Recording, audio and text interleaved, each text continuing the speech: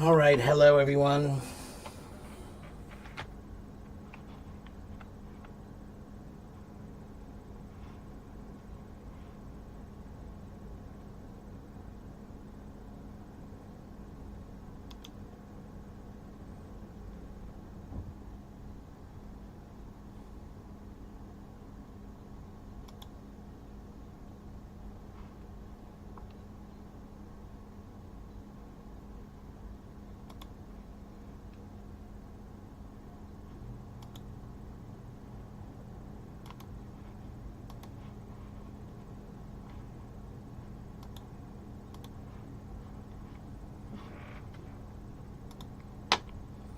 Hello, DK.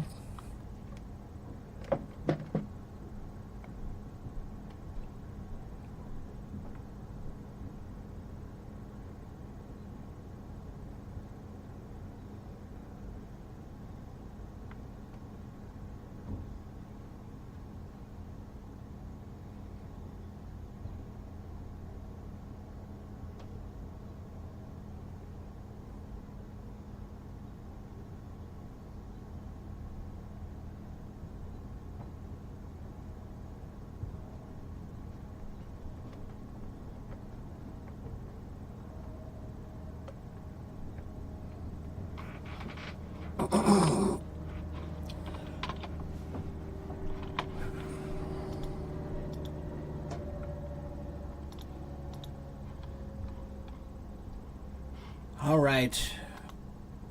Hello, Noor. Hello. Hello, Flavia. Hello, Carlos.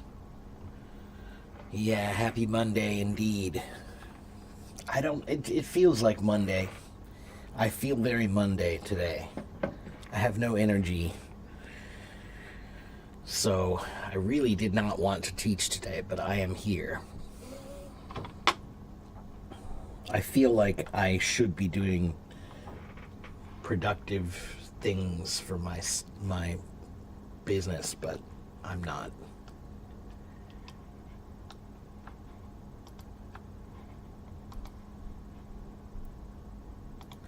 Hello, Belen. Hello, Tanya.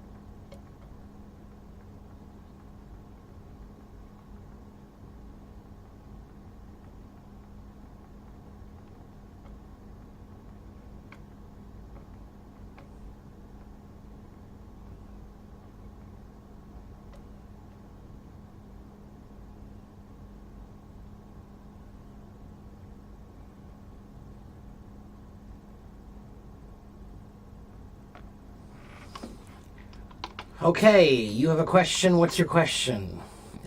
Flavia has a question too. When do you use the word hella? Well, I'll give you two answers, Flavia. The first answer would be most of the time you can use hella in place of very. So it was hella cold, it was hella difficult, it was hella crowded, it was, yeah, it's just a different, it's a slang word that means very. Okay? Um, so, but that's the thing though, it's a slang word. So we started using hella, I think probably like 15 years ago, maybe? Could be even, I want to say it's between 10 to 15 years ago. We started using hella. And most slang does not last beyond 10 years. So what I would say is not that many people use hella anymore. It's reached just about the end of its life. So if you watch some TV shows or things like that, if you see some media from 10 years ago, you'll see hella used a lot more. But I don't hear it used very much anymore. Hella feelings for you, is that what you saw? Somebody said it that way? If you saw somebody use it that way, it's a very, oh, okay, it's in a song. Okay. It's, they're just saying strong feelings for you in this case. Hella means very, which means like more, which is stronger, right? So hella feelings for you would mean strong feelings for you. Okay? But in most cases, when people say hella, it's a slang word that means very. So, man, it's hella cold today. Ooh, it's hella cold. Like that. Okay? But it's not that common because it's kind of old. Okay? Yeah, I was up about 7 this morning. Yeah. Okay, let's see. Next question. Please be patient. I will get to all your questions. You have lots of things in your mind, but when you're speaking, you are stuck. Okay. So try writing instead of speaking. If you can't write, or if you can't speak, Callie, if you can't get your ideas out when you're speaking, then you need to try to get your ideas out writing first. It means you can't use your ideas. You're not able to play with them. You're not comfortable with them. If you're not comfortable with them, it's because you did not spend any time with them. You need to read more so that you spend more time with the words. You need to write more so you spend more time using the words. You need to listen more so you can hear how other people use the words. Okay?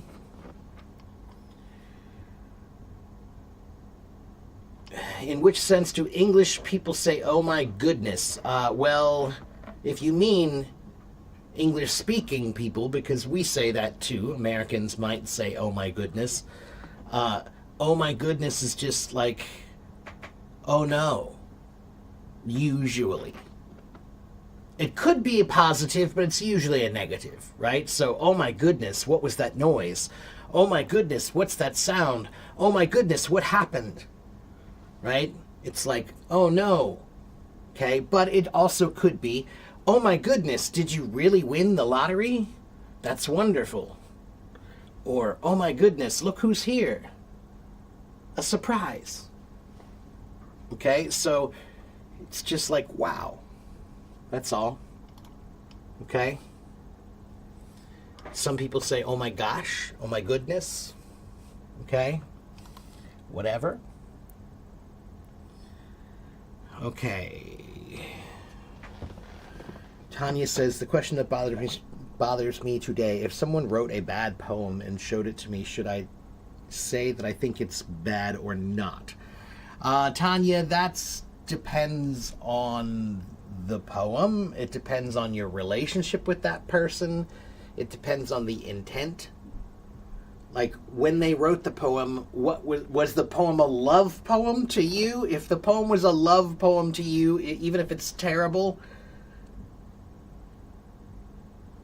I wouldn't crush a person for trying to be poetic.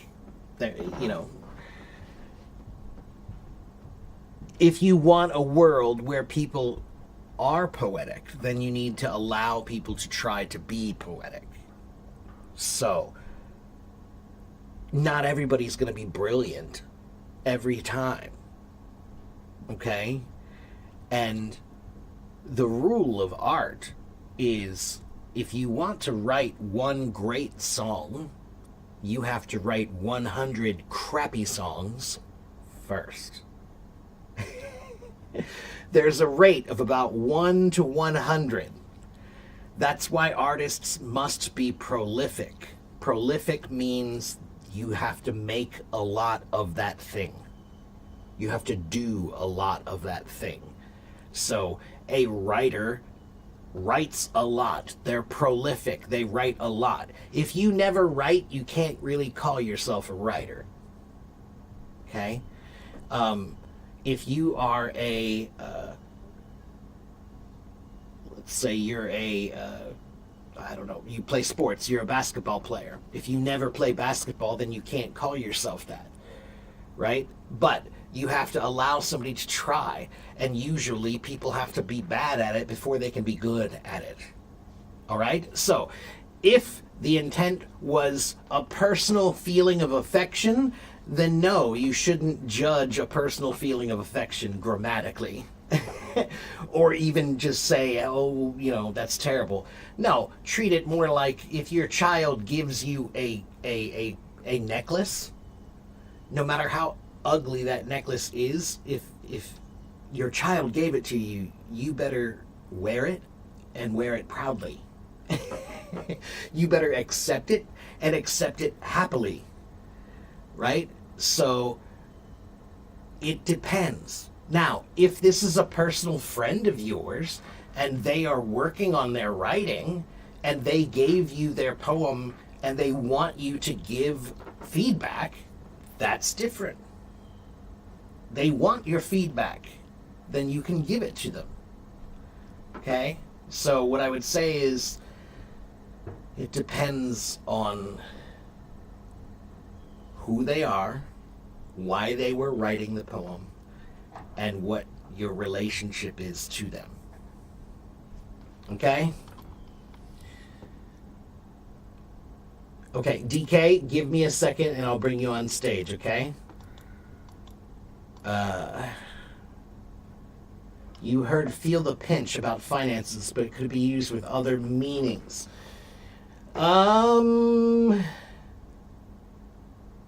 Interesting question. To feel the pinch. Yeah. I want to look up and see where's that one come from really quickly.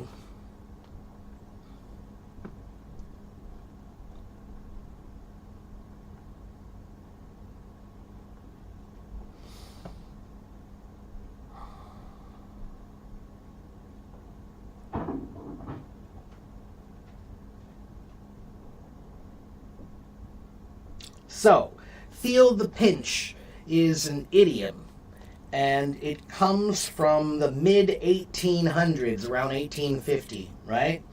And the idea is the idiom "feel the pinch" means that you're feeling some kind of hardship or financial difficulty.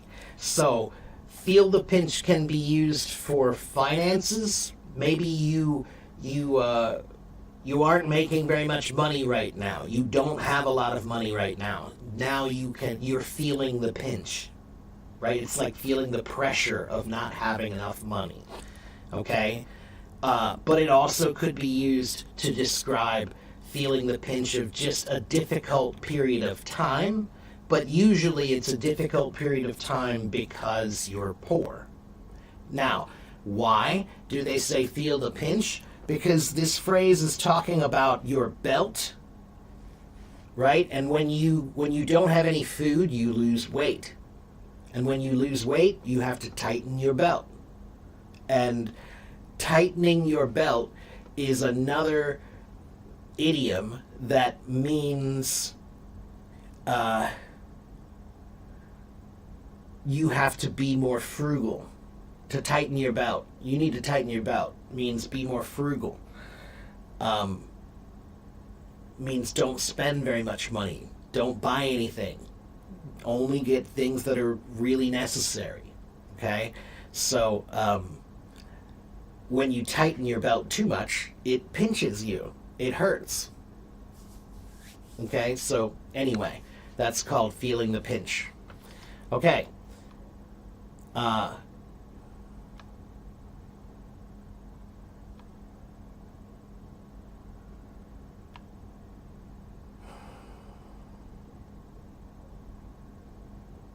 Yes, it's used to show some surprise. Oh my goodness, right. Is like the modal verb shall. I noticed that it is not usually used. It is more common would, but my shall is old-fashioned, Carlos. It is old-fashioned, and the word shall is also more formal.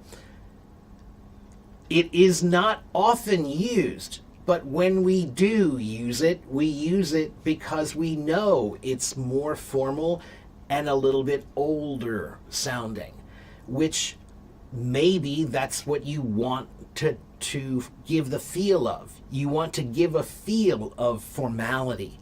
And sometimes when things feel older, they feel more formal. So if I say, shall I continue? It sounds more formal than should I keep going? All right? But we choose that. Sometimes we want to sound more formal. Shall I continue? Okay, all right, let's see. So DK wants to come up and talk to me, so I'm going to bring him up. Very quickly, let me answer this last question. Figurative versus literal. Literal means exactly what it is. Okay, so if I say it's raining really hard, that's a literal statement. Okay, if it's raining like cats and dogs, that's a figurative statement. It's not really raining cats and dogs. There's no cats and dogs falling from the sky. It's a figure of speech. Okay? If it feels like it's some sort of a comparison or an analogy or not a direct way of speaking about something, then it's a figurative way. Okay? It could be metaphorical. It could be using a simile, like or as. Okay? But figurative language means not specifically direct. It's using some indirect means of talking about something. All right? All right, now, DK.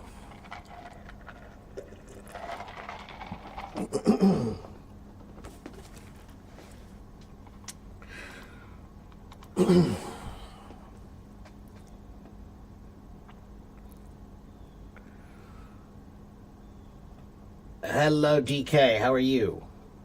Hi, I'm doing well. Good evening, sir. Good. Hello, yeah, good evening to you. It's morning here, but that's okay. Uh, So what can I do for you today, DK?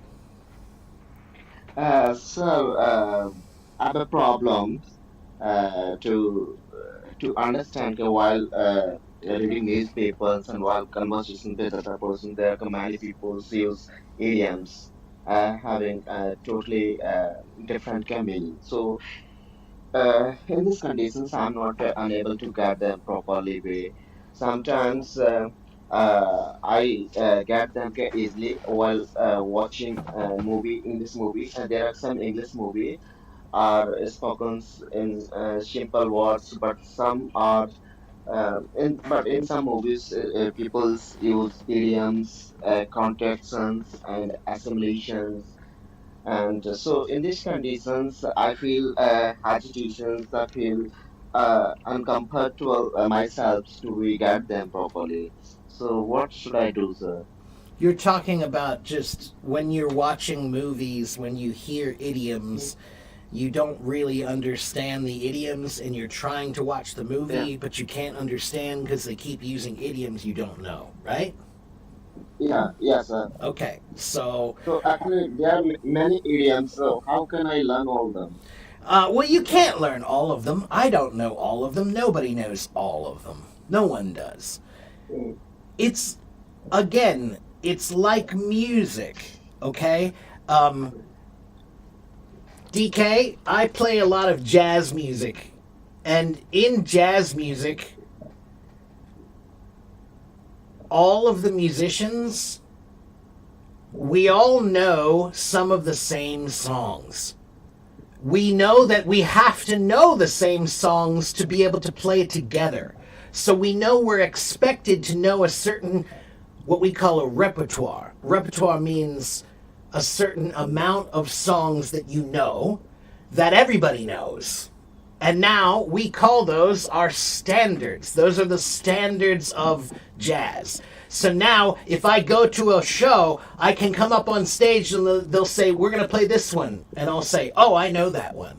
Right? So the idea is there are some idioms that are very common that everybody knows. Right? Like to kill two birds with one stone. Everybody knows that one. Everybody knows that one, right? I don't know, just, some of the more common ones, right? So there are some that are very common that everybody seems to know, right? But there are also some that are more regional, like maybe in this area of the country, they use this one idiom more. But in this area of the country, they don't. Okay? Or there are some idioms that are almost like slang, where they're popular for 10 or 20 years and then they lose popularity for a while. So they may have been popular at one point, but they're not really popular now. So, once again, my point is basically just like in music, every drummer knows different songs, but we all know a lot of the same ones that are standard, that everybody knows. So idioms are like that too. There are millions of them. Well, not millions, but there are thousands and thousands of idioms, and many people know a good number of the common ones, the ones that are most common. We're familiar with those. But then everybody's different. There are some songs that I know that this other guy doesn't know. So there are some idioms that I know that my parents don't know, or that my father knows that I don't know, right? Just like music. Everybody knows some different songs, okay? But if you pay attention enough to the material, the most up-to-date material, meaning the modern, current material, then you'll start to see which idioms are the most used now, right? And there are many websites that kind of help you with this. And there are some, you could just ask ChatGPT, you could say, give me the top 100 most commonly used idioms, in 2025.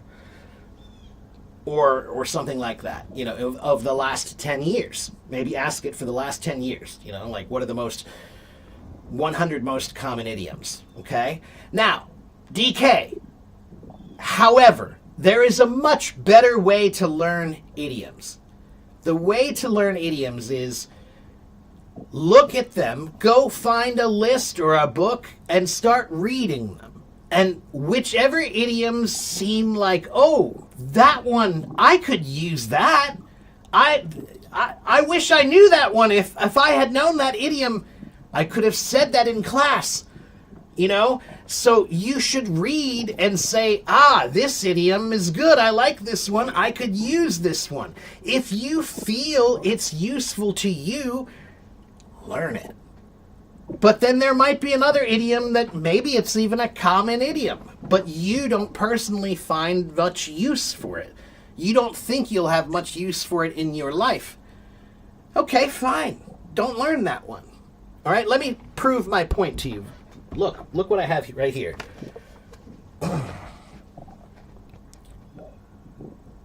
The Scholastic Dictionary of Idioms and Phrases. Okay, there are about 600 idioms in here. Now, is this every idiom?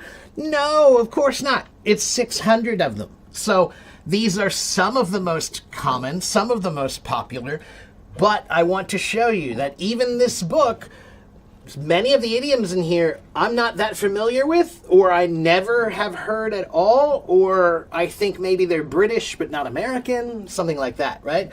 So for example, the term field day. Field day. We had a field day. It was a field day. It means to have a great opportunity to do many things, right? So, like you get to go out and play in the field freely, right? So, a field day is the idea that you're doing some kind of experience that gives you so many opportunities to do so many things, right? To play in so many ways. We had a field day at the museum. We had a field day at work. It just means somehow you did some experience that gave you a lot of opportunities to do other things. Okay? That one's a good one, and I use that one. Okay? I have used that before. However, there's one right above this one, to fiddle while Rome burns.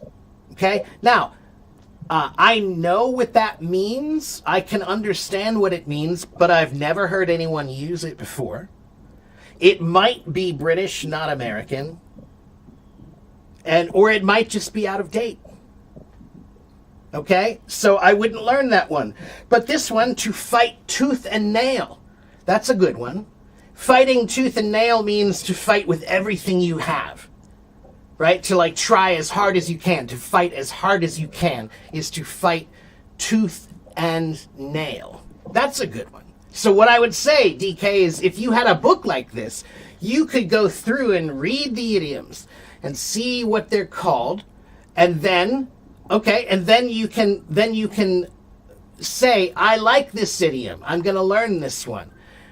But this idiom, I don't think I have much use for this idiom. Right? And maybe, DK, maybe you'll try to learn some idiom and you'll use it and people won't understand you. And then you'll realize maybe that idiom is not very good. Because an idiom is only good if it really makes people understand more, not less. Idioms are supposed to make it easier for you to explain some kind of a big concept with just a few words, right? So instead of saying, hey, if I pick you up from the store, while I'm there, I can stop and get my groceries. Oh, well, that's killing two birds with one stone, right? So to kill two birds with one stone, when I say that, everybody goes, oh, I know what he means. He doesn't have to explain the whole story now. That's the point of an idiom, is it uses a few words to tell a short story that makes you understand something that would have been harder to explain. That would require more words. But you can use a few words to make it clear. All right? But that's why you have to choose your idioms carefully. Choose idioms that work well. That when you say them, people go, wow, oh, I understand now. If you say an idiom and people don't understand, then maybe that idiom's not really that useful. Or maybe you used it in the wrong way. Okay? So my point is that, there in this book, I would say of the 600 that are here, I would say I'm probably familiar with about 525 of them. But there might be about 75 of these that I don't really use, I've never heard, or I don't think they're used anymore. They're out of date. Okay? Yes. So, So second thing is go ahead. related to pronunciations. Okay. Second thing is related to pronunciation. So there are a lot of the words used in American and British both. But sometimes I forget which pronunciations refer to American, which one to British. So, but I use the words like zebra, Zebra. Indian people say zebra, British Yeah. British Yeah. zebra, Americans Uh-huh. say zebra. Zebra, right. So when we had no knowledge about this birds, I also I usually sorry and I used to pronunciations like zebra. So, sir, could you tell me a website or any resource or any suggestions so that um, I can pronounce each and every word in American standard format? There is no way to know every one. All right? Uh, if you're learning English, it's really best if you choose British English or American English and focus on one first. Now, I'm not saying you American can't. only. I'm not saying you can't learn British. Also, I'm saying you should go ahead and try to learn one really well first, and then later you can kind of do a short study to see the differences. For example, like the word aluminum. In American English, we say aluminum, but in British English, they have another I in the word, and it's pronounced Aluminium. aluminium. Right. Airplane, and Right. airplane. Or we say garage, and they say garage. Right? Yeah, yes. Right. But the truth of the matter is, it doesn't really matter. It doesn't really matter. If you say zebra or zebra, or as long as you don't say zububububra, if it's close, they'll figure it out. Okay, as long as it's close enough. All right, and really, it does not matter because, again, language is like music. You are a musician. So the way you say it is the way you say it. That's your voice. Okay? Now, it could change over time. Maybe you'll say zebra now, but over time you'll want to, change it and you'll say zebra later. But it doesn't really matter which one you use as long as they can understand it. That's the only thing that matters. Pick one. Flip a coin. It doesn't matter. Okay, so if you want, look at every single word and in whatever word you want. If you're not sure which pronunciation, just flip a coin. It doesn't matter. All right? As long as it's clear. Okay? And if you happen to say a few words in more of a British way than an American way, I don't think anyone's really going to care. I don't think it really makes a big difference. Okay? As long as the transmission of the language happens, as long as communication happens, these little things are just your voice. That's just, and when I say your voice, I mean the way you sound. Every musician sounds different. Every drummer that has ever played drums in the history of man. Do you know how many people that is? I want you to think. Drums is the oldest instrument in the world. So think about how many people have played drums in the history of man. Millions and millions and millions of people. Every single one of them played drums differently because every single person is an individual in the way they speak. So the same thing is true with your words. You're crafting your language. You're developing your language. You're asking the right questions. You want to know and you're not sure. But you're unsure about the wrong things. Don't worry about which one you choose. Worry about making sure the word was the right word in the first place. What I mean is, if you choose the British pronunciation or the American pronunciation, that's not important. What is important is, was that word the best word to use at that moment? Okay, so your choice of words matters more than your choice of pronunciation of those words. Sometimes while watching movie, news channels and other USK programs, the words are the same in British and American. But I but not having knowledge of American words, I forget and I'm unable to get the sense of the word. But actually, real I know what is the meaning in British. Well, like I said, if you're talking about TV shows and movies, remember that I always tell people that when you're watching TV or watching movies, if you want to do it for learning, then you have to do it separately from fun. Okay? So when you watch a TV show, there's watching TV for fun and there's watching TV for learning. I don't really do them at the same time. Okay? When I want to learn, I'm focused on learning. When I want to have fun, I'm focused on having fun. Okay? So, that means sometimes when you watch the show, just watch, just try to enjoy. Don't think too much. But if you want to learn, then you need to get the transcript. We've talked about this many times.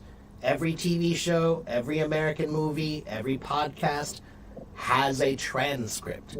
And you can download it for free and print it. Print it! Print it! Don't put it on your phone! Don't put it on your phone! Don't put it on your device! Print it out. Because then now you have made material. You have made study material for yourself. And it's tangible. Tangible means you can hold it. It's touchable. Okay? Now you can study it, you can read it, you can make notes, you can circle things you like, you can circle things you don't understand. Now you can really learn from it. All right? So what I would say is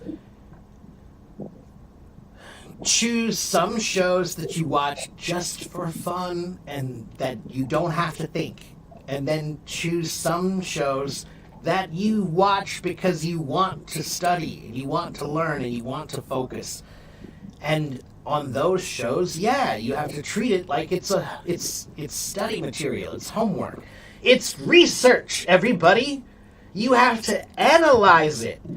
You have to watch the show and analyze the language. What are they saying? Why are they saying it? What is the use of this language? When could I also use this in my life? You know, how are these words useful to me? Okay, so when I watch TV shows or movies, I have two different ways of doing it. Sometimes I just do it just for fun.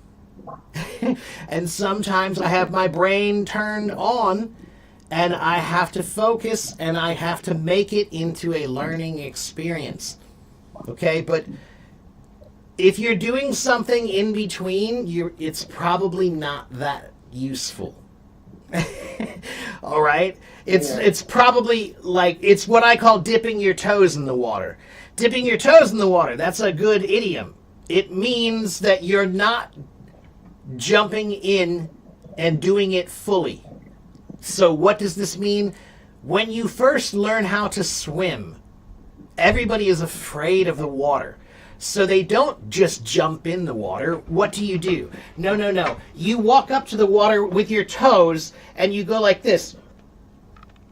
And you put your toe in the water, right? You just put your toes in the water just a little bit. That's called dipping your toes in the water. It's an idiom that means you're afraid to jump in. You're afraid to go forward and do it, right? So sometimes when you're watching TV and you're saying, I'm learning. No, I'm learning. No, you're not. You're not really learning. You're dipping your toes in the water. You're not really jumping in. You're just dipping your toes in the water. Okay? So that's why you should think about it two ways. Sometimes just watch for fun. And sometimes you should try to learn.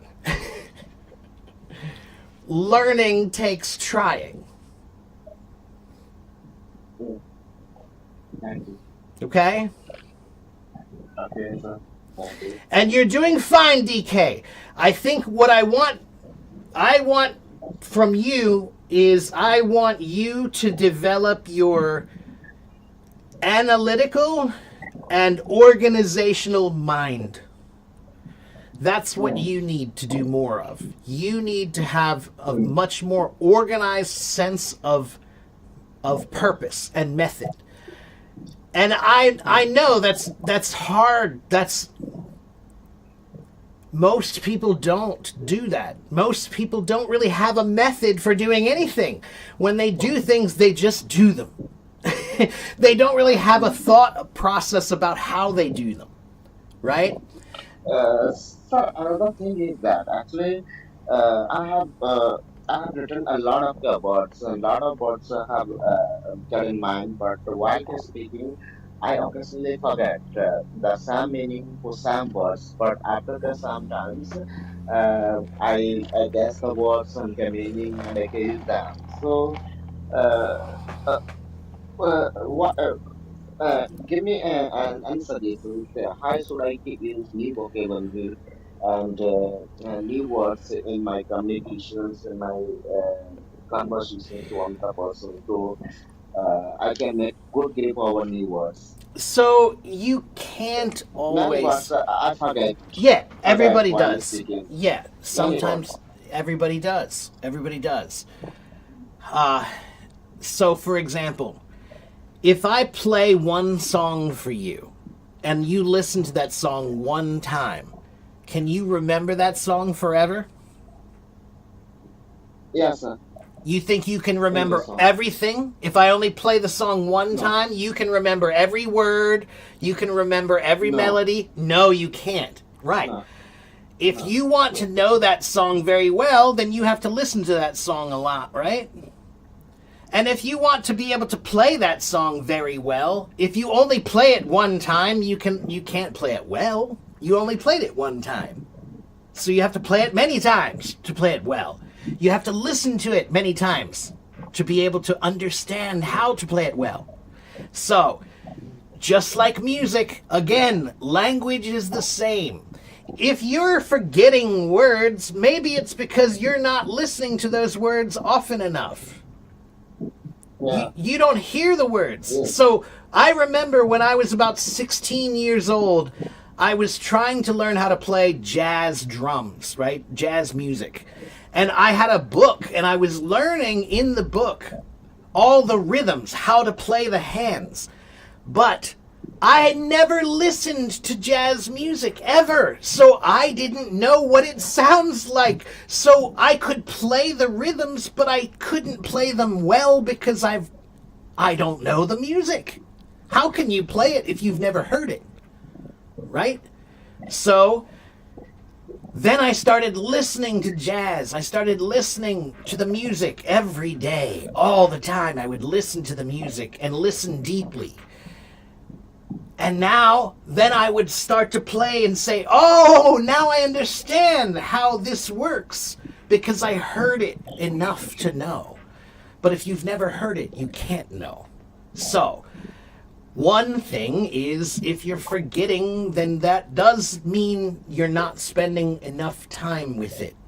Okay? If you spend a lot of Yeah. time with something, you won't forget it. Okay? If you're consistent. Okay? But then that means you have to find creative ways to try to keep them in your mind also. Okay? So, for example, when you learn a new word or when you learn a new idiom, do you practice writing it in sentences? Do you try to write sentences with the word? Sometimes, Okay. sometimes. Okay. So, Yeah. what I would say is when I learn a new vocabulary word, I want to see examples of how it's used. So I will read example sentences. I'll say, I'll ask ChatGPT, give me 10 sentences, 10 example sentences that use this word. Then I can read them and I can see how it's used, okay? But then there's one more trick that's very important. When you make a sentence, if you make a normal sentence is boring Yeah. because it's normal. Yes. Boring things are easily forgotten. Everything that's boring is easy to forget. So, make it interesting. Change it. Don't make it boring. So when you write your sentences, if you write a sentence with a new word, here's the example that I always use. The word microphone. If you're learning that word, I could write a sentence and say, my new microphone is very expensive. That's a good sentence. It's right. It's correct. but it's boring because it's normal. But if I write another sentence and I say, I hit my little brother in the face with my expensive new microphone. Now I made a funny picture in your mind. You're hitting your little brother in the face with a microphone. That's funny, you'll remember. Right? So the trick is make it funny, make it weird, make it different somehow. That way your brain will remember. Your brain is trained to remember things that are weird, because weird things in real life, if you see a plant that you don't know and it looks really weird, do you touch it? If you see it, if you're walking in the jungle in India, if you're walking in the jungle and you see a plant and you don't know this plant, okay? Yes, sir. But it looks very interesting. It looks very. Are you going to touch that plant? No, you're not going to, because you don't know it. It's new, it's weird, and because it's new and weird, that means it could be dangerous. Anything that's new and weird, your brain thinks is dangerous, so it remembers. So when you write a sentence and you make it weird, your brain can remember it more easily because it's weird. Okay? Yeah. All right, so that's a good trick. That's a good trick for vocabulary. When you're practicing your vocabulary, write one normal sentence, but write one weird sentence. Write one funny sentence. Okay? Okay, DK, I need to let you go so I can talk to some other people here. But it was good to see you again, and keep working on it. Okay, keep working on it. I know I give you a hard time sometimes, but I do that because I know you really want to be great. So I'm going to encourage you. I'm going to keep telling you to do the right things. All right, but I know you can take it. I know you're a serious student, so you can take it. All right. So thank you, DK. I'll see you next time. Okay, my friend. Thank you, sir. Okay, bye-bye. All right. Hello, Miguel. How are you? Okay, let me have just 1 second to catch my breath from that conversation.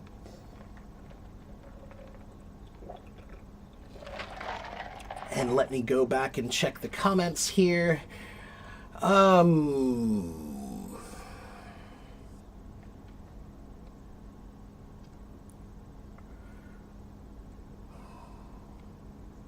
Sometimes I don't know all the idioms, but I comprehend it because of the context. Right.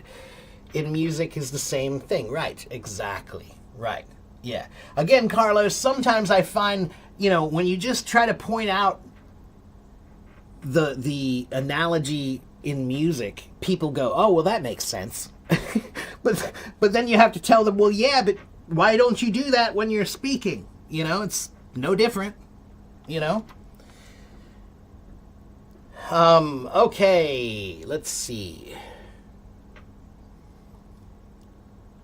Yeah, Carlos says the pronunciation of turbine. Yeah, turbine, right? That's right. You're right. It could change depending on region. Yeah. Mm-hmm.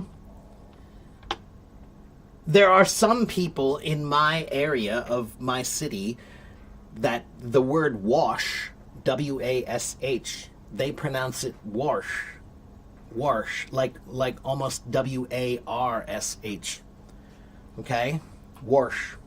Wash your hands. Okay, let's see. So we must speak with others for learning, even mistakes. Well, sure, yeah. You should speak with others. Mistakes are not bad, Carmita. Mistakes are only bad if you don't learn from them. But when you try to avoid making mistakes, you actually slow your progress down. When you make mistakes boldly and boldly learn from them, then you make much more progress. Okay?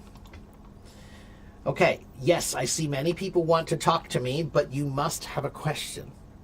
Okay? You must have a question. Is AI useful? Of course it is. Is a hammer useful? Is a knife useful? Is a fork useful? Yeah. Can I use a fork for everything? No. Can I use a knife for everything? No. Can I use a hammer for everything? No. So, can AI do everything? No. Can it do some things? Yes. Is it a tool? Yes. Can you use it? Yes. But, just like a hammer, there are some people who know how to use a hammer really well, and some people who don't. There are some people who know how to use AI really well, and there are some people who don't. Okay? Okay. If I ask someone, tell about yourself, what things should we have to tell? If you say, tell me about yourself, tell me about yourself. You can say where you're from. You could say how old you are, maybe. You could say what your job is or what you like to do or somehow how you see yourself. You know, are you a student? Are you a lawyer? Are you a doctor? Are you an artist? How do you see yourself, right? You could just tell a few simple things. Okay? Okay. All right. Let's see. Mahdi wants to ask me a question. Mahdi Muhammad. Hello, Mahdi. Hi, sir. How are you? I'm fine. Assalamu alaikum. Assalamu alaikum. So, you're in Iraq? Yes, I am. Are you in Baghdad or where? I am live in Kirkuk. Oh, Kirkuk. Okay. All right. And what can I do for you today? How can I help you? How much grammar is important for us as English? Some of it. Some of it is important for English, but not all of it. But it depends on you. It depends on your goals, Mahdi. So, if your goal is to become a lawyer or a doctor, or your goal is to take the IELTS test or the TOEFL test, then you need a lot of grammar. You need to study grammar a lot for that situation. I hope Mahdi's still there. But if you don't have that goal, maybe you just want to learn English for traveling, or you want to learn English for playing video games with your friends, or you want to learn English just to chat with people, you know, tourists. Did you hear me, Mahdi? Did you hear my answer? Or did I lose you? You lost. Tell you because your signal is bad. Okay. So,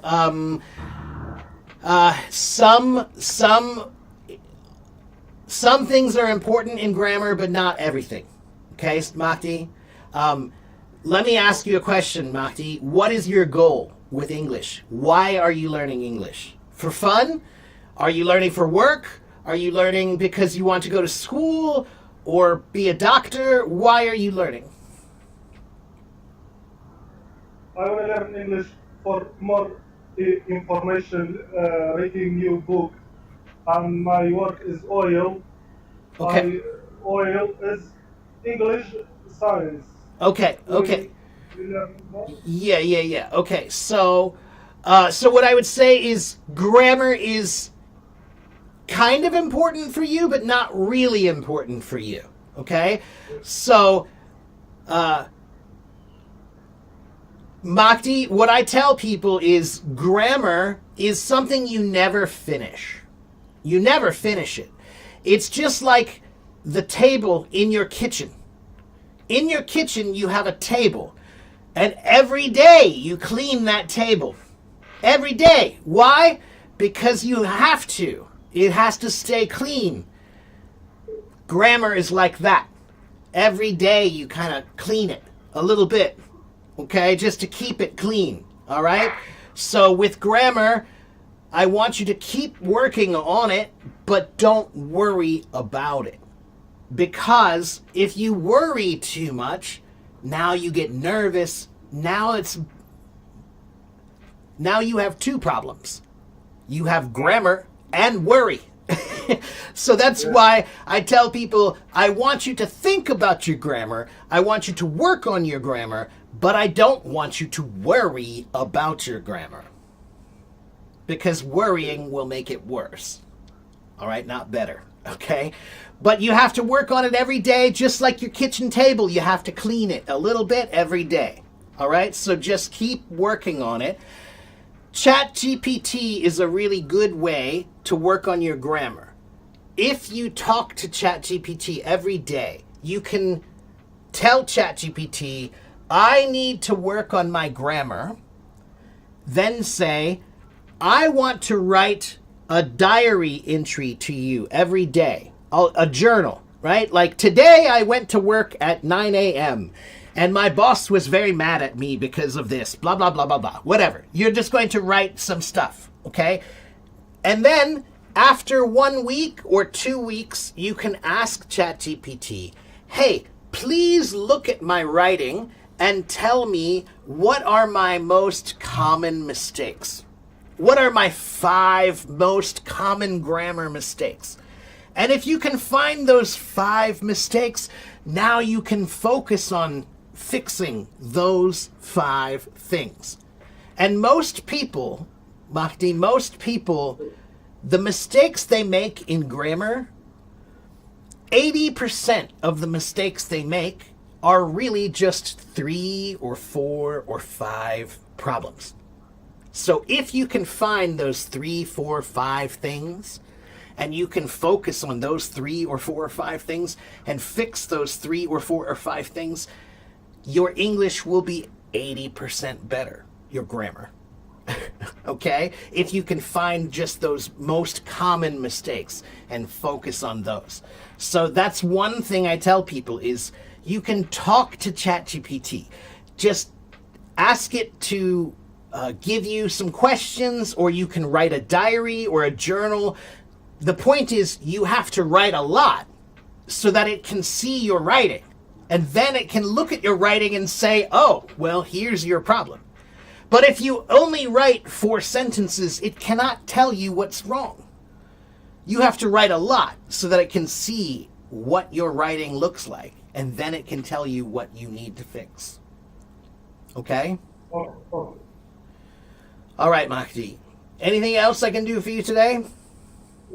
For that, vocabulary is more important for improve your English. I think so, yes. I think vocabulary is very important because vocabulary gives you confidence. Because when you have vocabulary, you can choose the best words. You know which word's the best one for here. But if you have no vocabulary, you can't choose anything. You just use what you have, and then you always feel it's not good enough. So you have to build your vocabulary, because the more vocabulary you have, the better you can express yourself. Okay? So work on vocabulary every day. There's an article I want to give you. I have a blog, and on my blog, let me find it for you. Hold on. I have an article about vocabulary and how to learn vocabulary.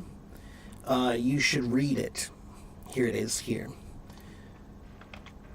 Go to this link and read that article about vocabulary. Okay? If it's too difficult, copy that, paste it into ChatGPT, and ask ChatGPT, can you please explain this to me? Okay. Thank you very much. All right. Thank you, Mahdi. I'll see you next time, okay? Thank you. Bye-bye. Bye-bye. Okay. So yeah, that article right there that I wrote that's my best answer about vocabulary. If you want to know about how to learn vocabulary well, why are you forgetting vocabulary words, go read that article. Okay? You've already tried, it doesn't work. You already tried going to my blog? Did you subscribe? You have to subscribe. Make sure you go subscribe first. Did you copy it and paste it? It should work fine. Especially if you're in France. There should be no blocking in France. Okay, let me see. Let me check the comments and go back here and make sure I didn't miss anything.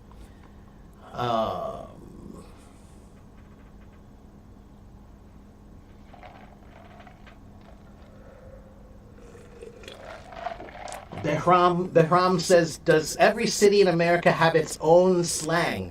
No, not every city. No. There are some regions, areas, different areas that have some different slang words. Okay, like on the East Coast, maybe some people say this, but on the West Coast, some people say that, like a different thing, right? For example,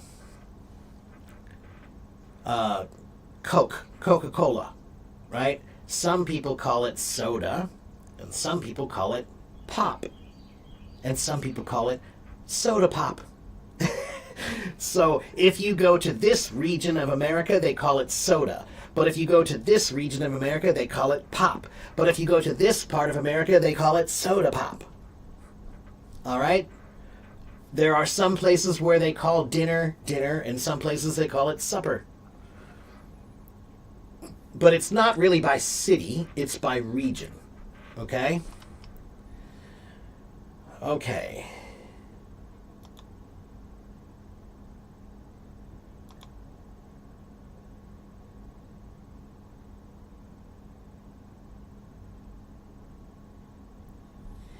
When someone like you speaks slowly, I understand, but when I'm watching movies or other shows, I'm lost. Okay, well, one, you must remember that TV shows and movies are not for learning.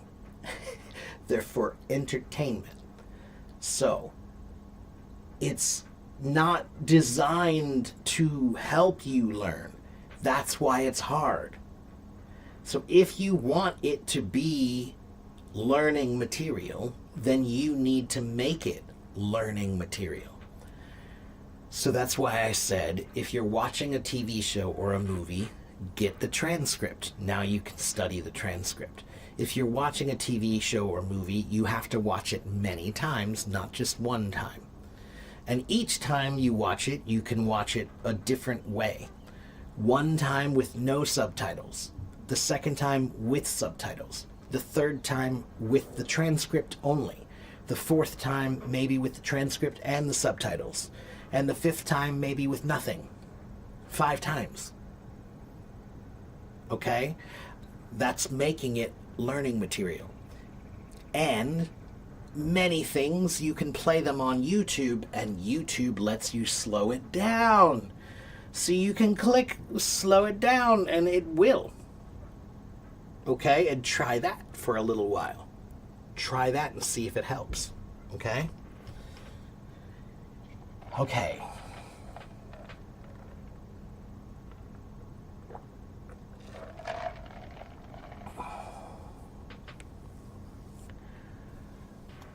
Yeah, you get paralyzed when you don't have vocabulary. That's right. Yeah, that's right. You can't find a word because you don't have them.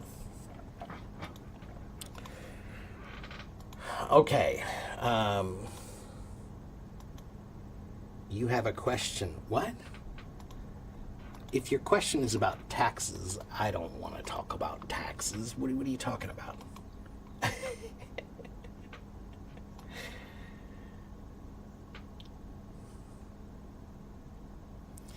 Happy Mid-Autumn Festival, yes. Yes, Moon Festival is my favorite Chinese festival. Okay, how long to arrive at C1 if my level is B1? There is no one can tell you that. They can't see what you know. They can't see how well you learn. They can't see what materials you have or don't have. No one can tell you how long it will take. Not really. But it's not important. Learning is not about getting to the end. Learning is about getting better. So, stop trying to think about a finish. Just try to think about improvement. So, how can you get to C1? If you're at B1 now, you need to try to improve your B1. Keep working on your B1, but you should push yourself to B2, right? You need to do B2 reading, B2 writing, B2 listening, B2 speaking, B2 vocabulary, B2 grammar, okay? All of those things, all right? Push yourself beyond your level, okay? What's my one masterpiece advice for someone who wants to learn a new language?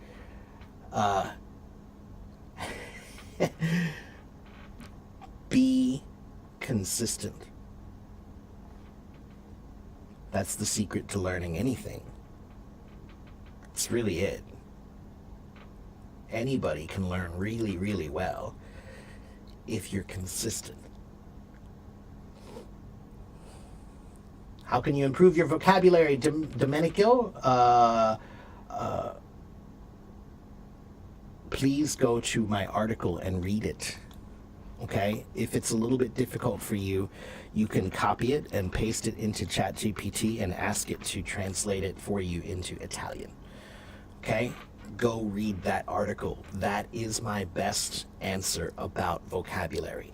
All right? Everything that I know about vocabulary is in that. Okay?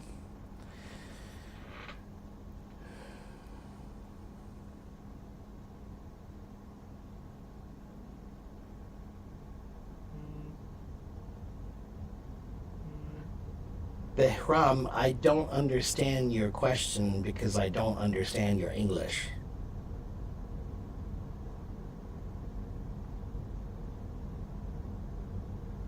This system in the USA that has what level in English?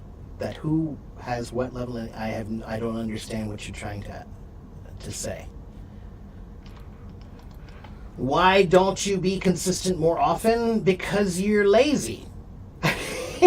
That's not a hard thing to say. Learning is hard. Learning takes work. Learning takes dedication. Learning takes discipline. Many people don't have focus. They don't have discipline. They don't have any of those things. That's why they're not consistent. I could say that about myself. I know I can say it about me. When I'm not learning well, it's because I'm not consistent. And if I'm not consistent, usually it's because I'm lazy. Almost always. If it's not because of laziness, it's because of lack of organization.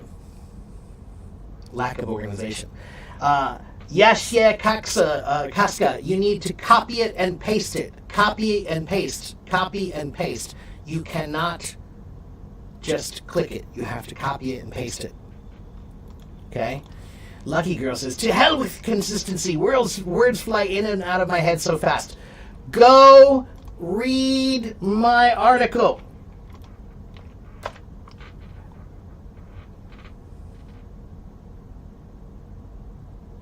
Okay? If it doesn't open, I think I know why it doesn't open. Only because you have to subscribe first. So go click the link and it will take you to the blog and you can subscribe. It's free. It's free. It's free. It's free.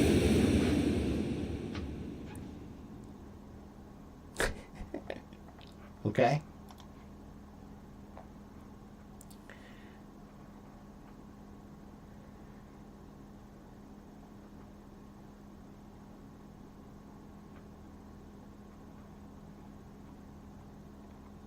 Why did I skip your question?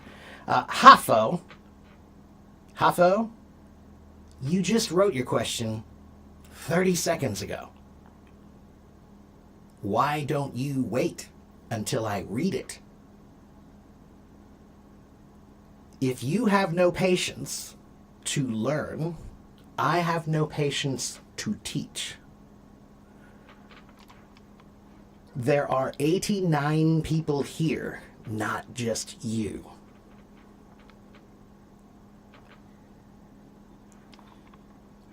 Okay, if I create content in English even though I don't speak it, can that help me learn it? Maybe. But why would you do that?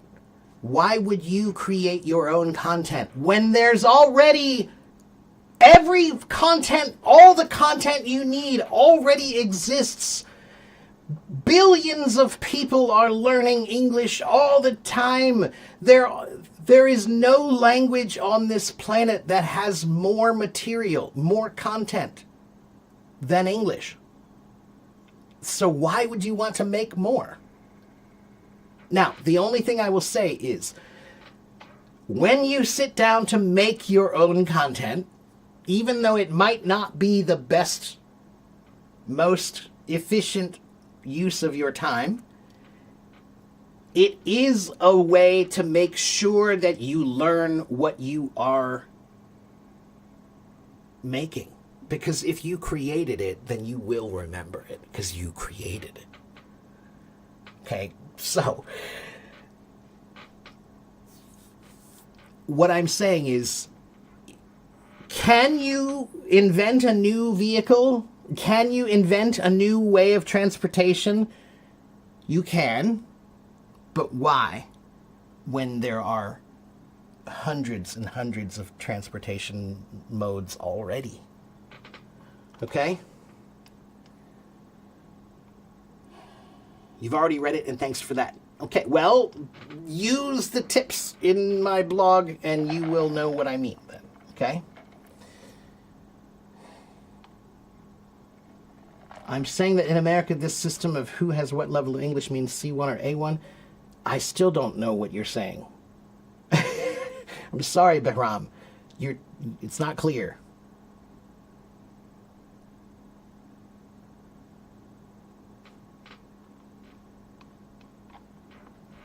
Everyone in every country has different levels of every language.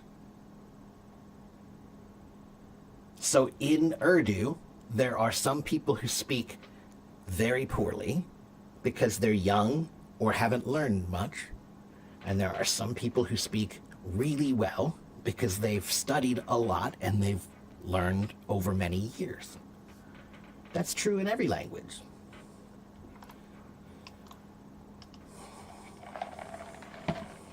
I'm very interesting. I don't know about that. Hello, Carolina. Good to see you. You can't hear clearly and remember the sentences like this. What should I do? You can't hear clearly. What do you mean? This is the first time I've traveled solo, and I think I like it. I don't have to wait for anyone, so everything has been much faster. Okay, that's good.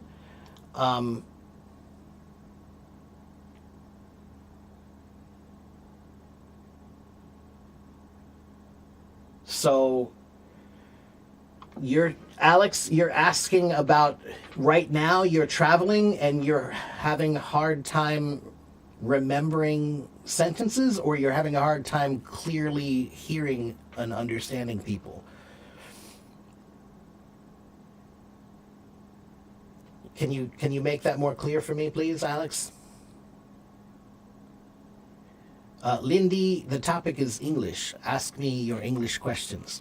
Do I use this expression, nothing new under the sun? Sure, yeah. Nothing new under the sun. It's not super common, but hold on, let me check something.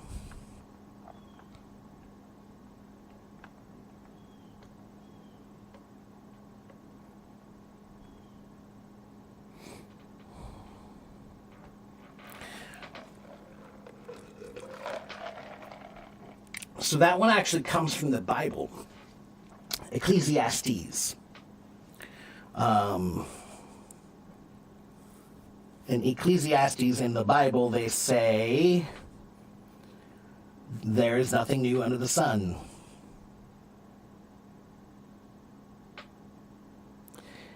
And it just means anything that has been done has been done. So, for example, I heard this phrase the first time talking about drums, because every drummer, when they're learning drums, they think, I want to make a new rhythm. I want to do something new that somebody's never done before. But the truth is, that's almost impossible. Because there's nothing new under the sun. Everything in drums that can be done has been done by somebody, somewhere, sometime in the world. So when people say, I want to do something new, it kind of sometimes feels a little bit like, well, that's not possible, right? Like, nothing new under the sun, It's also related to the phrase, you don't have to reinvent the wheel. Sometimes people are trying to reinvent the wheel. It's like, we already have a wheel. This wheel works fine. Why are you making something new when this one works really well? Okay?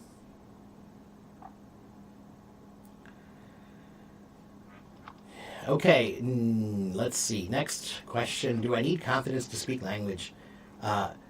You need confidence to speak language well. You don't need confidence to speak language, because that's what shyness is. When you're shy, you don't speak well because you're shy.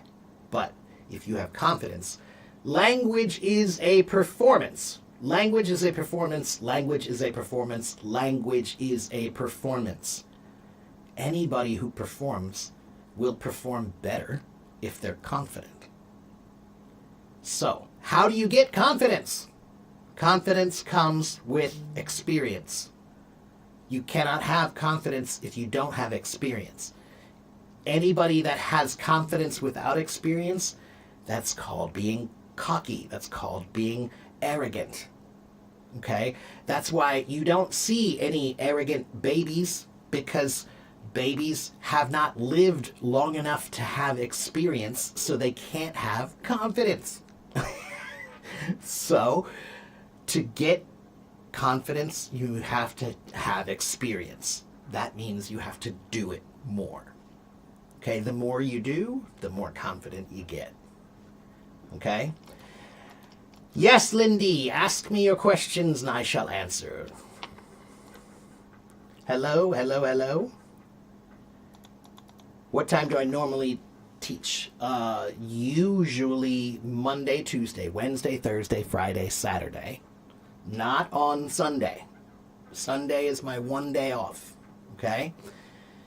But I'm usually here Monday through Saturday.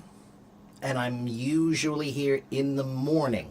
Sometime in the morning where I live, it's morning. So for example, today I started at 10:20 a.m. today. Okay? But some days I start at 9:20 or 9:30 or 10 o'clock a.m. But it's always a.m. Okay? I live in Cincinnati, Ohio. That's the same time zone as New York City. Okay? So it's New York City time, morning. All right? So for you, if you are Chinese, 大家听我星期一到星期六大概9点跟10点晚上 OK 大概的 OK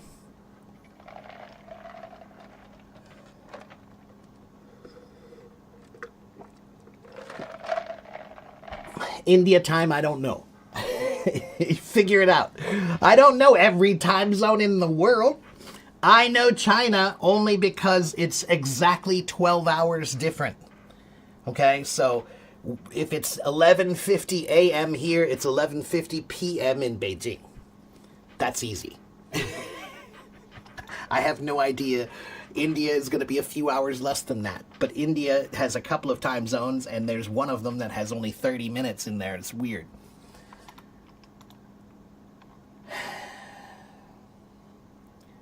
Okay, let's see. Some people say that when you read, you should read with your eyes, not with your mouth, because reading is unlike speaking. I think both are good.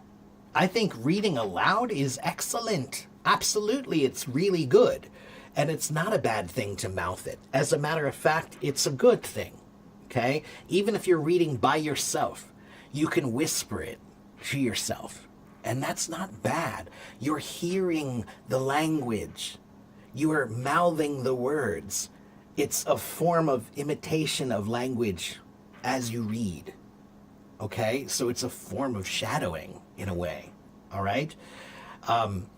But you should be able to read without using your lips. Right? You should be able to do both. That's the point. Okay? Hello, Neo. Long time no see. Can I recommend some books so you can read? I don't do that because you should read what you like. You should read what you like. Just because I like it doesn't mean you will like it. Okay? If I like the movie, does not mean you will like that movie. Okay? So, read what you like. It's important that you like it. All right? And you can go to my website, and on my website, you will find this link. One moment. If you go to this link, resources on my website, subscribe to my website, and on my website, I have a bunch of resources for reading. Okay, you don't have to read books, you can read short stories. There's so many short stories and materials to read online. Okay? Okay, next question. Yes, I'm 12 hours later than you, correct. Well, technically, yeah, I'm in the past, right? You're 12 hours ahead of me, right? What should you do when you start speaking English? You're afraid to use wrong grammar and it makes you not want to speak with foreigners. Lindy, nobody cares about your grammar. When you're speaking a new language, everybody knows it's a new language. It's okay. Make mistakes. Grammar mistakes don't matter. They don't. In most cases, in real life, they're not important. You are making them too important, and you're making grammar mistakes so important that you're afraid to speak.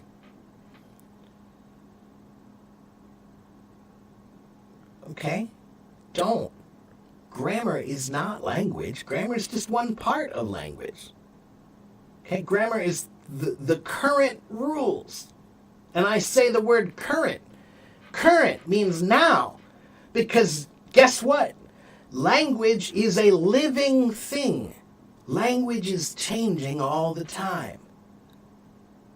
So don't treat it like it's this thing that it's all these rules. Because guess what? Those rules do change. They have changed many times over the years. Okay?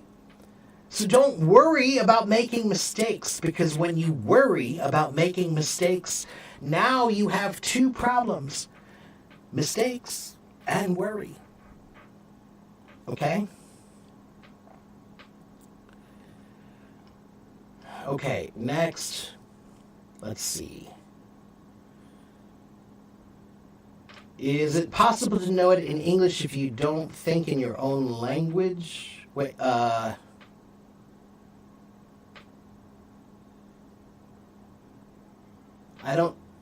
think you maybe wrote that question incorrectly.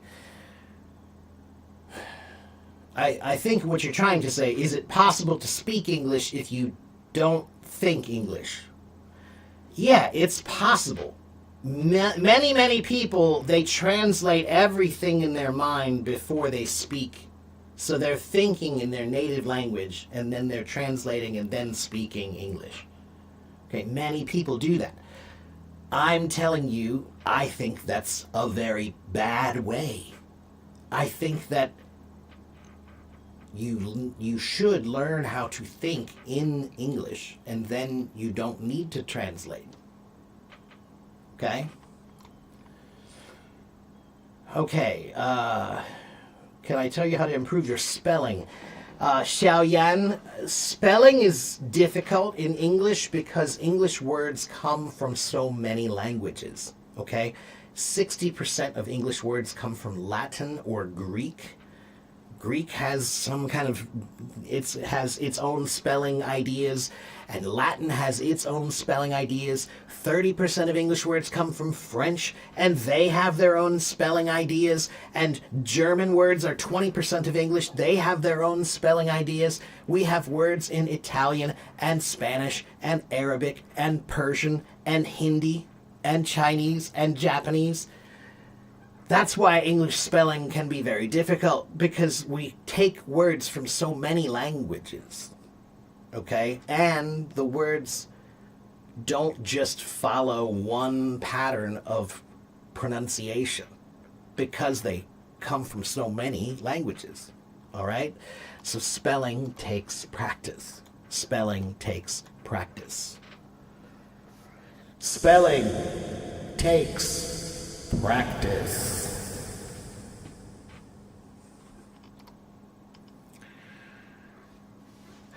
Can I tell you how many languages do I speak? Okay, do I need to prove myself? I speak English. I speak Chinese poorly, but I speak really bad Chinese really well. Okay? And then I know a little bit about many other languages. Okay? I've studied a little bit about a lot of different languages, but I don't speak them. I just know a little bit about them. All right? Which idiom makes zero sense to me, but everyone uses it anyway? That's an interesting question.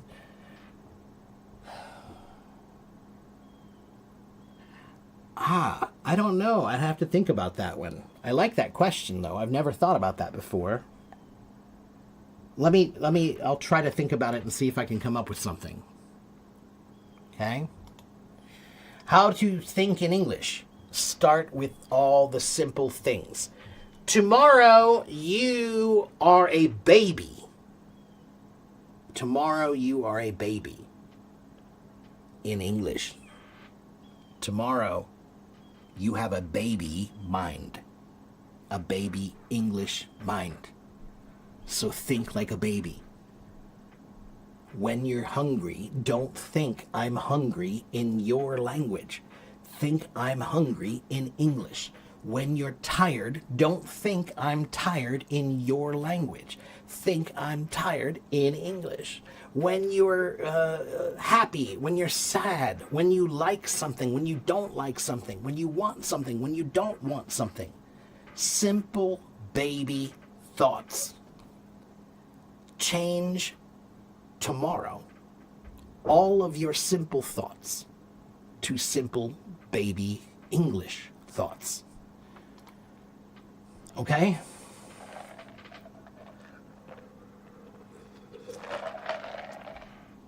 Okay, next. Why do you feel English is hard? Because it is hard.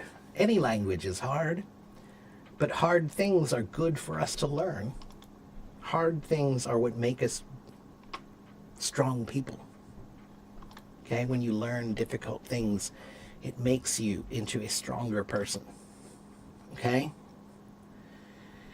Okay, next. Do I have any methods for training thinking in English? I do. Oh man, do I have to explain that now? Okay, so I'm going to try to explain my 4 steps for thinking in English quickly. If you have paper, you should take notes. Okay? There are 4 steps to learn how to think in English. All right? Step 1, baby English. Babies think simple things. Every simple thought you have, starting tomorrow, every simple thought, have it in English. If it's simple, then you should be able to do it with no problem.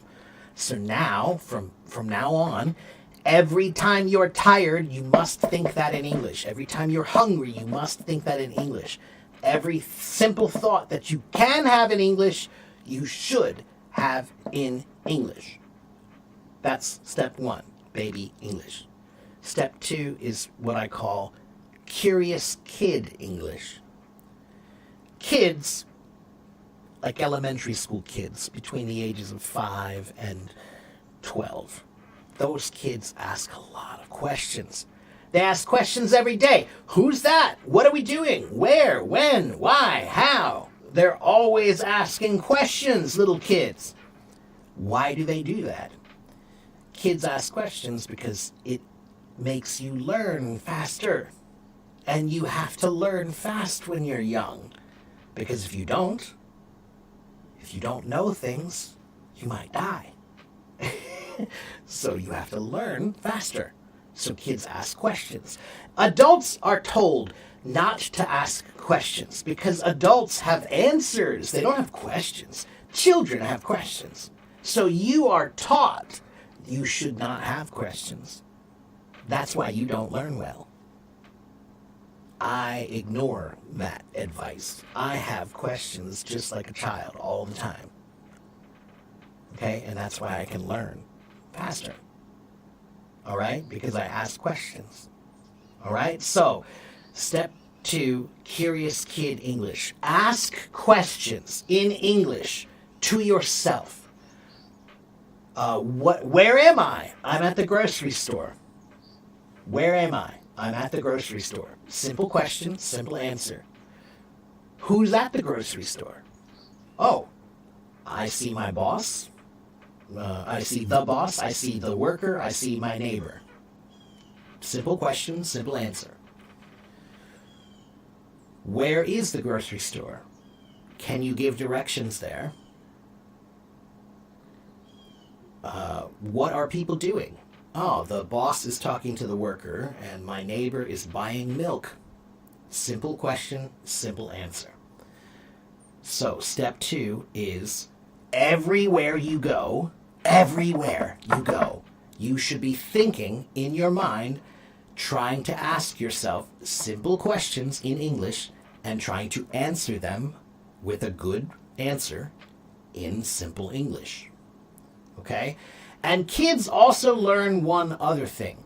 Kids learn that language is a way to make yourself more mature. Kids learn that babies say, yummy, mommy, but when you get older, you don't say yummy, mommy. You say, oh, it's delicious, mother. Right? You say different words. So kids have learned that. So when you're a kid, you start to learn more words to describe things like adjectives. Big, small, fat, tall, thin, short, right? And you learn more adverbs. How did he run? He ran quickly. How did she sleep? She slept peacefully. Okay, so they start learning adverbs and adjectives more. Okay, and they start trying to describe their world using a little bit bigger words, not baby words. Okay, not baby words. That's the point. Okay, they're developing their vocabulary. All right. Step 3 is called identity English. That's like high school level English. In high school, you need to tell people who you are. Where are you from? What do you do? What about your family? So, step 3 is, can you think about your family completely in English? Can you think about describing every member of your family completely in English? If you can't, that's your homework. Can you describe your friends? Who's your best friend? How old are they? Where did you meet? Why do you like them so much? What do you usually do together? How often do you see them? Can you think about all of those things and answer all of those things? What are your hobbies? What are your interests? What are your goals? What are your dreams? What are your plans? Did you travel anywhere? Do you do anything for fun? These are the things that high school kids talk about. They talk about themselves, who they are, what they want, what their goals and dreams are. That's still relatively basic. Still not too hard, okay? You're still talking about mostly simple things, okay? Step 4 is the hard one. Step 4 is advanced English topics, like religion and politics and economics and philosophy and science and history. Talking about those things is very difficult. Thinking about those things is very difficult. So, don't worry about step 4. For 99% of you, don't worry about step 4. I want you to worry about step 1, step 2, and step 3. And yes, there is some grammar involved. Okay? Baby English, no grammar. Don't worry about it. Babies don't know grammar, so don't worry about grammar. But step 2, elementary kid English, curious kid English, that level, yeah, you have to learn elementary level English, elementary level grammar. You need to learn some rules, some basic rules. Just like high school level English, you need to advance your grammar there too. So there is some grammar that you have to learn in order to think well. Okay? So those are the 4 steps. Baby English, curious kid English, identity English, and advanced topics. Okay?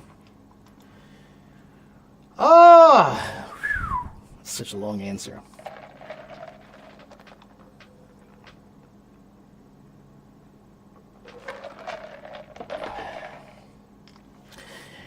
English isn't even my first language, but I notice that when I'm overwhelmed with emotions, I often switch to English words. Sometimes even ones I barely know, and they just fit perfectly in the sentence. Why does that happen? Mayumi, I would say that languages sometimes make you feel like you can express yourself. It's like music, right? So for example, if I learn an angry song, it allows me to express angry feelings. If I learn a happy song, it allows me to express happy feelings, right? So when you learn a new word, it feels connected to a feeling, and it feels like you can express that feeling more clearly. Like it's the perfect word to use, so you want that one, right? Like the perfect note to choose for that song, okay? Okay,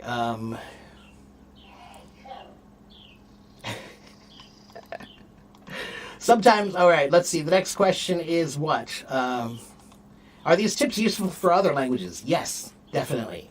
Yeah, the idea about thinking in your language, that works for any language. I don't care what language it is. I think that knowing words without grammar, you can say anything, but without words, you can't. Right, you need vocabulary more than grammar, because grammar requires vocabulary. Yeah. Okay, let's see.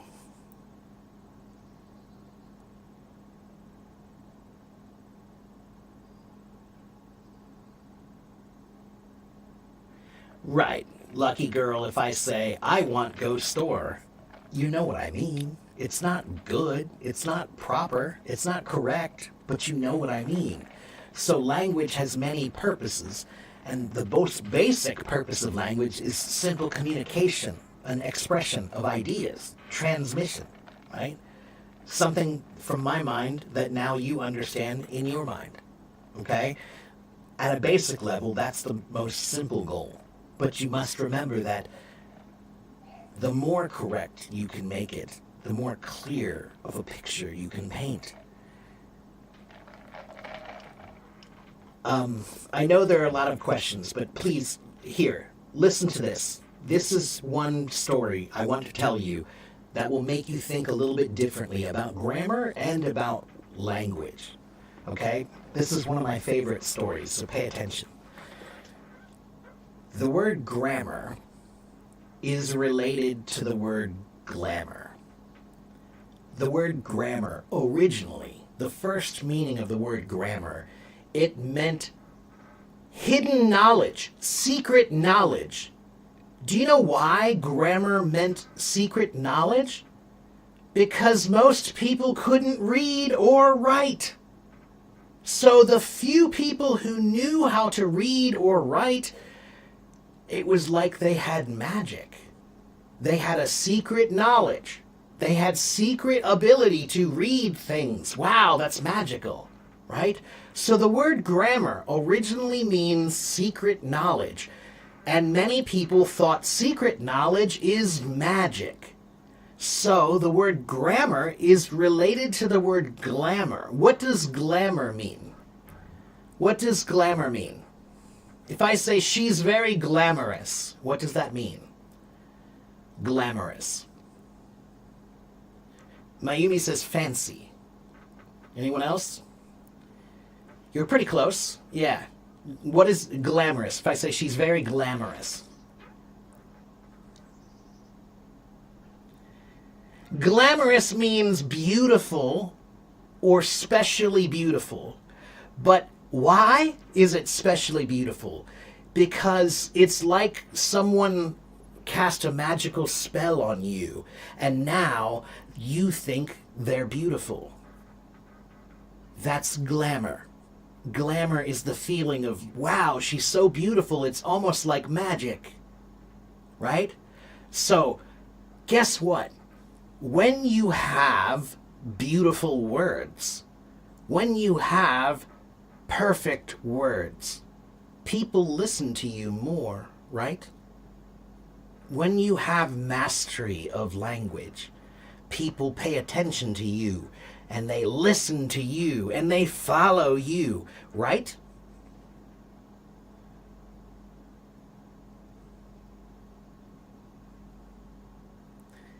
Grammar is magic.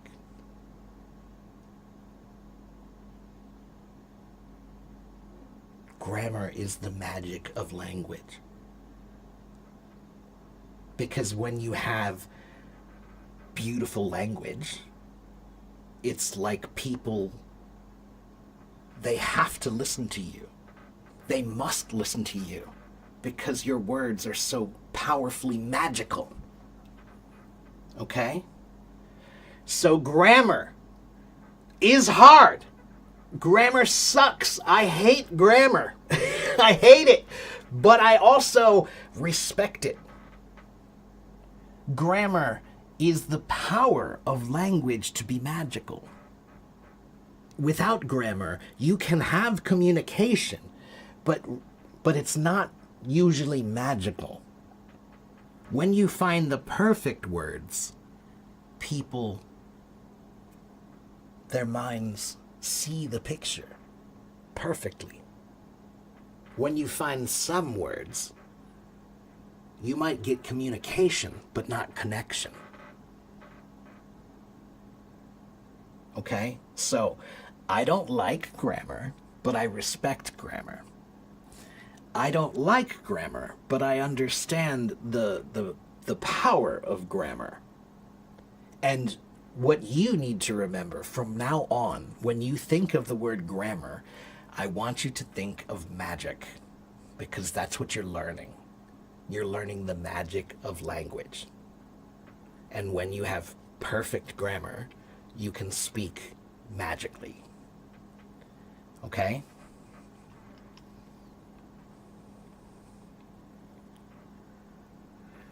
Okay, I'm getting kind of tired. Let's see here. Don't memorize words, Lindy. You should learn them in a better way. All right, so guys, if you're new, if you've never followed me before, how many people are new? If you're new, say me. If you're new, say me.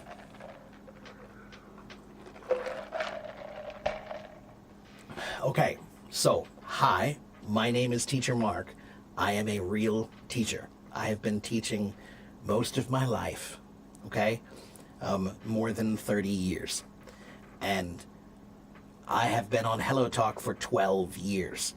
I have been live streaming for 5 years. I have done over 1,200 live streams. I have done over 2,000 hours of streaming, teaching here. I have about 84,000 followers around the world. They follow me because I give tips about English. They follow me because I'm consistent. They follow me because they know I really like teaching. You can't fake passion.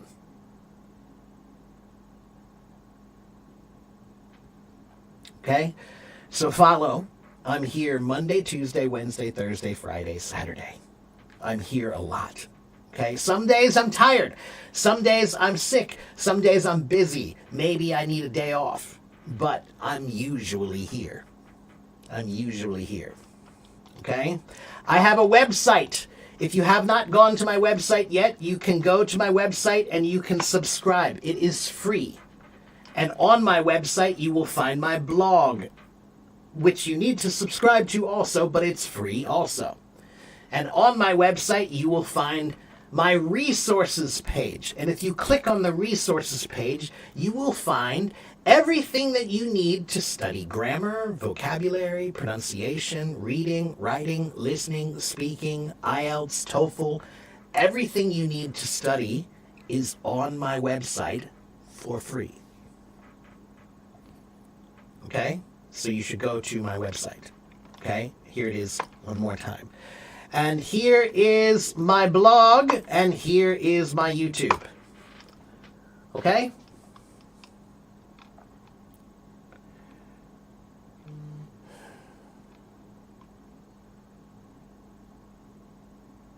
Then how do we learn grammar? Grammar does suck. There are many, many books for learning grammar. There are many websites for learning grammar. I will give you a couple of recommendations, okay? I have 50 or 60 or 70 grammar books, but the one that I use most often for teaching is called Basic English Grammar. If I can type today. It's by a company called Saddleback Publishing.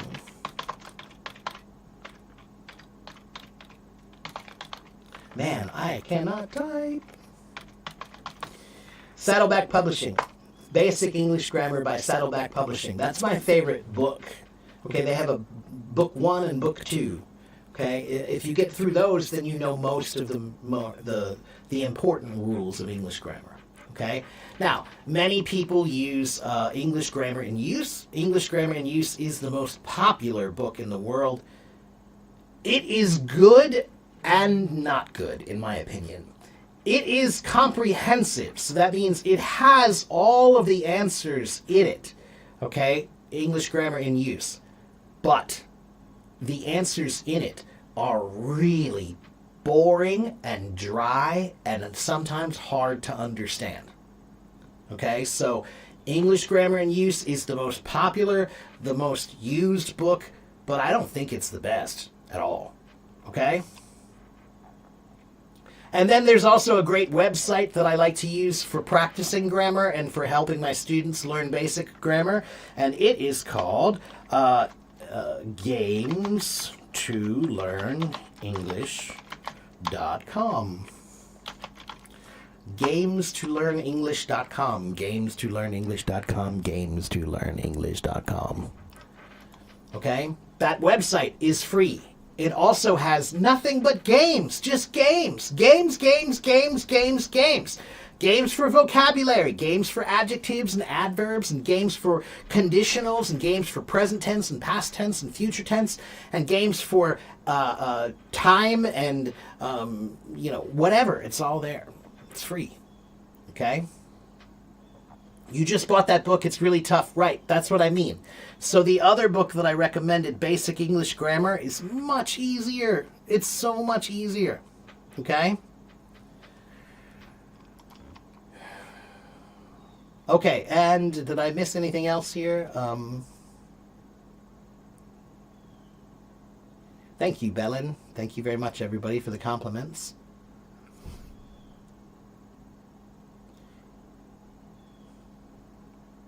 How can I make my English sound natural without overthinking every word? Mayumi, language is music. If you want to make beautiful music, you must play every day.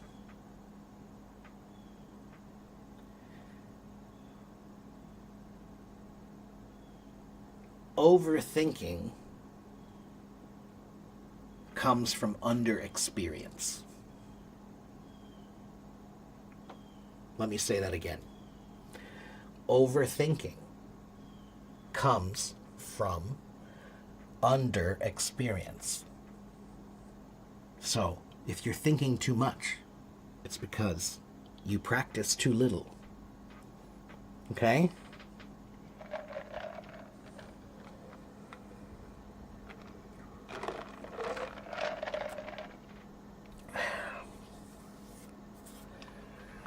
All right. Guys, it has been 1 hour and 52 minutes. So I think that's probably enough for me. And yes, hello over there, Zoe, gorgeous. That's what we were talking about. Yes, the word gorgeous. Hello, Julio, over there in my YouTube. Every Hello Talk live stream I do, is also on my YouTube channel at the same time. So many people, if they run out of time on Hello Talk, they go to my YouTube and watch on YouTube.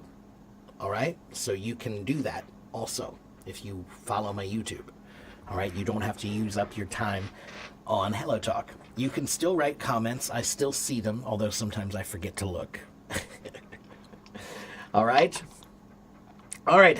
Thank you, Giuseppe. Thank you very much. Yeah. And guys, remember what I said about grammar and magic and the magic of words. Remember that. That's what grammar really means. It means the magic of language. It's like that's why it's difficult, because only wizards know all the magic. Only wizards know all the grammar rules. Only wizards.